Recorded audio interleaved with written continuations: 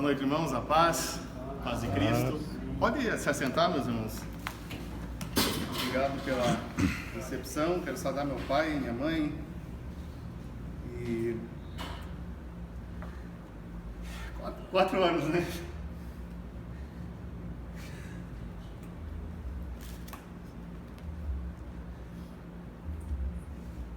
Eu pensei, não vou chorar na frente dos irmãos.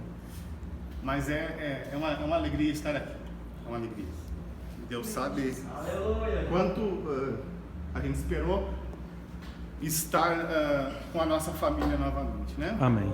E ainda mais vindo nessa situação. O pai falou aqui que ele não queria ser pregador e eu corri as léguas, né? Corri a légua de estar no ministério. E eu precisei atravessar o oceano para Deus me pegar pelo pé e dizer assim, tem uma palavra liberada. Essa palavra se cumpre, porque Deus é soberano. Amém. Né? E nós estamos felizes de estar aqui, né? Também poder reencontrar os nossos amigos, a família toda, né? Poder encontrar aqui o Júnior, a Sarinha a gente conheceu pequenininha, agora ela está maior, né? O outro sobrinho nasceu agora, filho do meu irmão, e graças a Deus estamos aqui felizes. Daqui uns dias a gente volta, daqui a pouco eles vão para lá também. Mas a incumbência de trazer uma mensagem, uma palavra simples, irmão. Quero ministrar uma palavra bem simples para vocês, partilhar aquilo que Deus colocou no meu coração. Eu não sou um pregador eloquente, eu sou pentecostal, mas como o pai falou, eu estou no ministério de ensinamento. Cada um fique na vocação que for chamado, né? O apóstolo Paulo já nos orientou quanto a isso. Eu estou ali em Portugal servindo a Deus na ADVEC, os irmãos devem conhecer a igreja do pastor Silas Malafaia. Estamos lá servindo a Deus com o pastor Paulo e o pastor Tiago Menezes, que é o nosso pastor direto. E fomos desafiados a estar no ministério de ensinamento, no ministério de capacitação dos obreiros. E embora eu tendo uma consagração, eu sempre digo e falo, tenho me tornado amigo dos meus pastores lá. E algumas pessoas às vezes perguntam, mas qual que é a sua posição na igreja, né? Se é o quê? Um pastor ou se é um presbítero? Eu digo, meu irmão, estou tentando ser servo e não está fácil. Né? Porque antes de mais nada nós somos servos do Senhor, porque vai entrar lá aquela palavra que diz, né, pastor bom e fiel, foste fiel no pouco, está assim escrito, o presbítero bom e fiel, o irmão líder do departamento bom e fiel, não, lá está escrito assim, servo fiel, não é? Que nós possamos ser servos fiéis. Amém. E servir no reino é a nossa função. Deus capacitou cada um de nós com um conjunto de características e nós temos que usar para a honra e a glória do nosso Deus. Então, se você foi chamado, separado, vocacionado para fazer alguma coisa, faça para a glória de Deus. Amém. Amém? Abra sua Bíblia no Evangelho de João, no capítulo 21, no verso 15 ao 17. Eu sou muito simples nas minhas pregações, irmão. Muito simples, muito urbano. Eu sei que tem aqui os irmãos que são teólogos, são estudiosos da palavra, então os irmãos me perdoem se eu não aprofundar tanto como os irmãos esperavam, mas vamos meditar um pouquinho nessa palavra no Evangelho de João, capítulo 21, do verso 15 até o 17. Esse é um texto que vocês já conhecem e eu tenho certeza que o Espírito Santo ele tem alguma coisa a falar para a igreja a respeito dessa explanação. Eu vou ler na minha versão aqui. João 21, 15 diz assim: E depois de terem jantado, disse Jesus a Simão Pedro: Simão, filho de Jonas, amas-me mais do que estes? E ele respondeu: Sim, Senhor, tu sabes que eu te amo. Disse-lhe: Apacenta os meus cordeiros. Verso 16: Tornou a dizer a segunda vez: Simão, filho de Jonas, amas-me? Disse ele: Senhor Jesus, tu sabes que eu te amo. Disse-lhe: Apacenta as minhas ovelhas. Verso 17: E disse-lhe a terceira vez: Simão, filho de Jonas, amas-me? Simão entristeceu-se por ter-lhe dito terceira vez: amas-me? E disse-lhe: Senhor, tu sabes de tudo, tu sabes que eu te amo. E Jesus disse-lhe: apacenta as minhas ovelhas. Não desprezando a oração do nosso irmão, recline sua cabeça rapidamente. Pai, nós estamos aqui, Senhor, na tua presença, diante da tua face, Senhor, reunidos como igreja, reunidos para ouvir a tua voz. Que o Senhor venha crescer, venha aparecer e eu venha diminuir. Usa-me como um canal de bênção, eu sou apenas um vaso nas tuas mãos, Pai, que essa noite nós possamos sair daqui fortalecidos, revigorados, que essa palavra encontre terra fértil para produzir o fruto para o qual ela foi destinada. Recebe a nossa adoração, recebe o nosso culto, Pai, e dispensa nesse momento o bálsamo sobre nossas almas, sobre o nosso espírito. Assim nós oramos e agradecemos em nome de Jesus. Amém. Meus irmãos, esse texto vocês já conhecem muito, né? De quando Jesus encontra Pedro. Eu sempre gosto muito de estudar sobre Pedro, porque Pedro era muito afoito, né? Pedro era um homem que tinha uma característica, eu sou da psicologia, então já acaba estudando muito o comportamento humano. E Pedro é aquele tipo de pessoa que tem uma característica sanguínea, ele é muito reativo, né? E Pedro era muito afoito, ele estava toda hora se mostrando. E aqui nós vamos estudar um pouquinho sobre o que aconteceu nesse texto, nesse momento. Mas nós temos que observar algumas coisas aqui para nós entender por que Jesus perguntou 3 vezes para Pedro. E essa é uma linha que a teologia defende. Eu sei que tem uma outra linha que poderia ser considerada, mas eu creio que o Espírito Santo pode falar com essa linha, né? A palavra de Deus ela é soberana, ela é viva, ela é eficaz, né? Então nós vamos... Por esse viés aqui, eu vou dar justificativa por que nós vamos nele. Por que Jesus perguntou 3 vezes a Pedro: Pedro, tu me amas? Se nós voltar lá em Mateus, no capítulo 22, no verso 36, Jesus é inquirido e perguntam a ele: Mestre, qual é o grande mandamento da lei?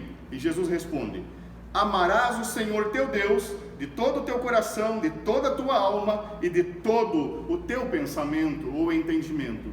E o verso 38 diz: Este é o primeiro e grande mandamento. É assim que Jesus classificou o amor a Deus, né? Olha, amarás o Senhor teu Deus sobre todas as coisas, com todo o teu ser, com todo o teu pensamento. Esse é o primeiro e grande mandamento. Ele classificou como o primeiro e maior. Então aqui, baseado nisso, nós podemos agora desenvolver um pouquinho mais a mensagem. E esse amor de Deus aqui que nós estamos vendo, ele é aquele amor incondicional.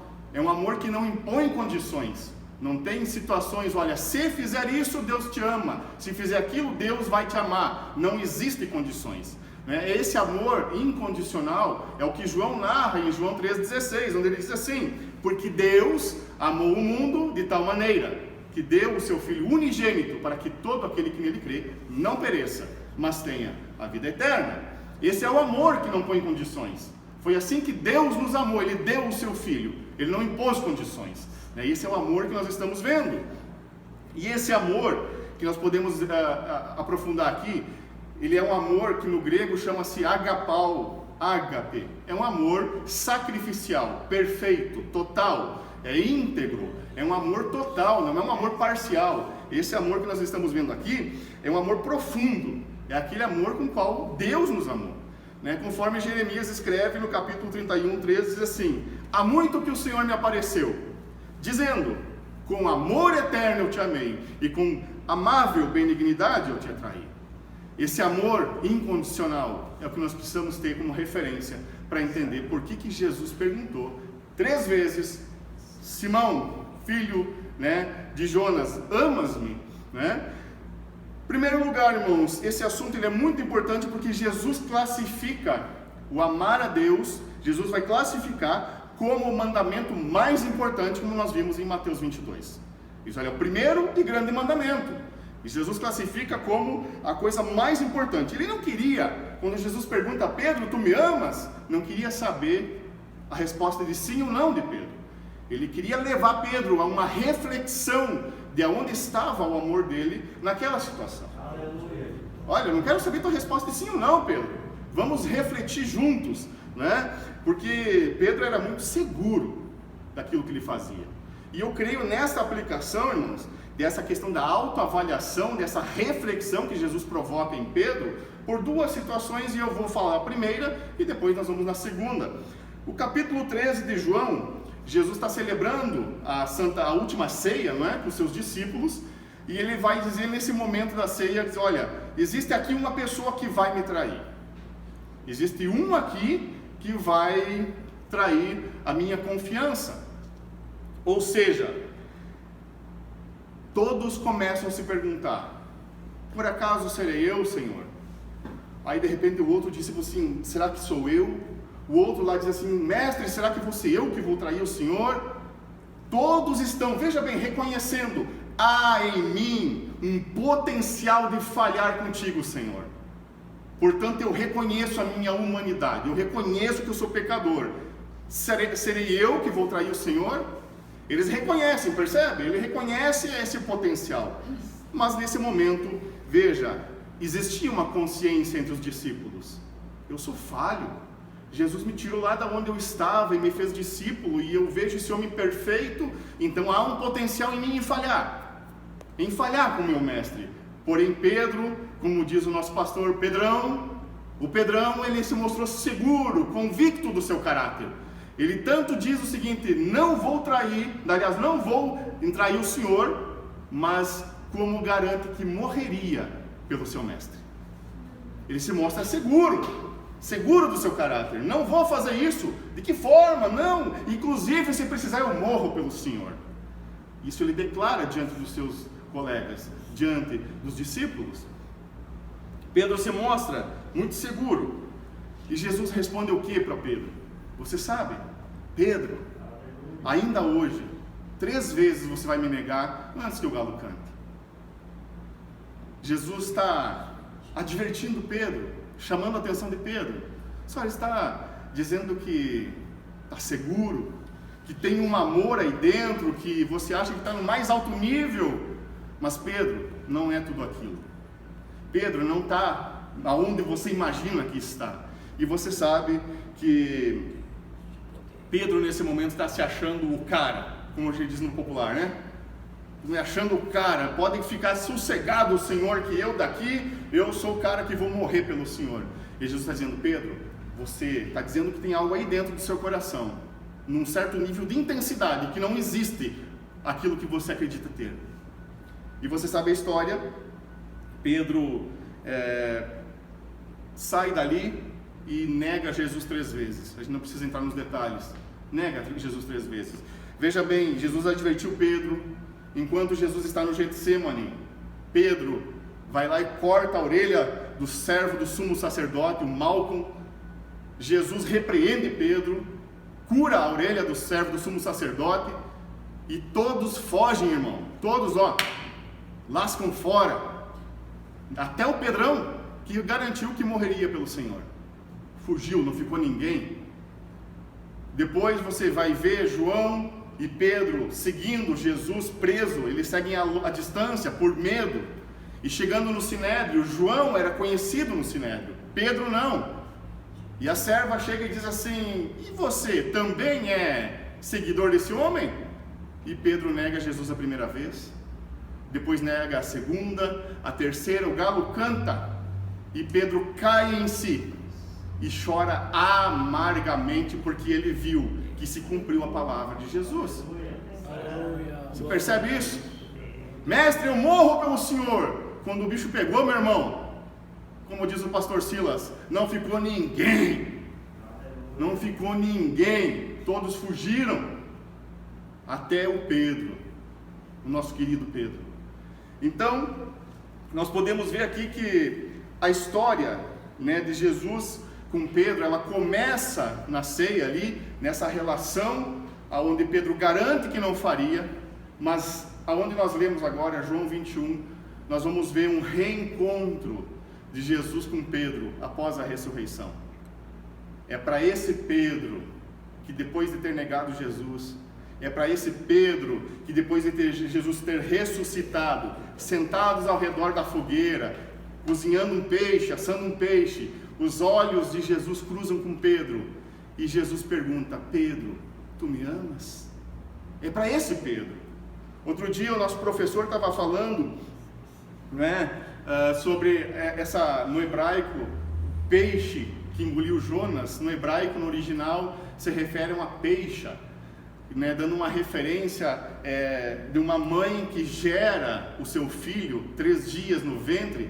Então, assim como Jonas ficou 3 dias no ventre do peixe e se transforma num novo homem, Jesus, no seio da terra, ele se transforma num homem glorificado. Agora ele não é mais um simples humano, ele é totalmente Deus. E Pedro, depois de também passar por um processo Jesus vai questionar ele 3 vezes, se Pedro ama ele. Então é um novo Pedro diante desse novo Jesus. É um novo Pedro. E é para esse Pedro que Jesus está fazendo a pergunta. Então, na verdade, Jesus está perguntando para ele: olha, Pedro, eu não quero saber, o que aconteceu, o que não aconteceu. Eu quero saber onde é que está teu amor, Pedro. Uma vez você me garantiu que de repente você me amava muito mais que os outros. E quando Jesus questiona sobre amas-me mais que estes, Jesus não estava promovendo competição, porque Jesus já tinha deixado claro, sobre competição no reino. Quem quiser ser o maior no reino do céu tem que se transformar como uma criança, senão não entra. Eles estavam disputando quem era o maior, nem tinham entrado no reino. E Jesus disse: olha, quem não se transformar como uma criança não entra no reino dos céus. Então não era uma questão de disputa, se Pedro amava mais que João, mais que Tiago. Não era essa disputa. Veja, Pedrão, você continua se achando o cara? Jesus está ali, olhando para Pedro e diz: Pedro, você ainda continua se achando aquele cara que disse que morreria por mim, que jamais me negaria?